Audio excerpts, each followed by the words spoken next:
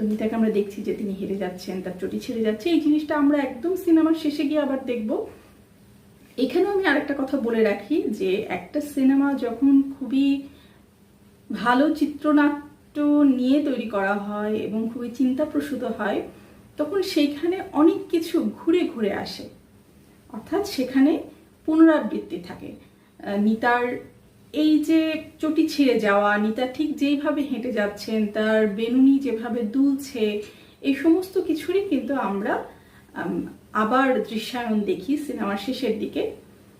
তো একটা সিনেমা, একটা ভালো সিনেমা তৈরি করতে গেলে যিনি নির্মাণ করবেন তিনি এই ব্যাপারগুলো মনে রাখবেন। এগুলো আসলে সিনেমার খুবই সূক্ষ্ম সূক্ষ্ম দিক, যেগুলো আসলে একটা সিনেমাকে সিনেমা করে তোলে। তো একটু পরেই যখন নিতা চলে গেছে, আমরা দেখছি যে শঙ্কর এলো। আমরা আগেই বলেছি যে প্রথম দৃশ্যে শঙ্কর এবং নিতা দুজনের ভেতর যে একটা সম্পর্ক আছে সেটা কিন্তু আমরা বেশ বুঝতে পারছি। এবং যখন এই একই দোকানে আবার শঙ্কর আসছে, আমরা বুঝতে পারছি যে তারা একই অর্থনৈতিক অবস্থার অন্তর্ভুক্ত।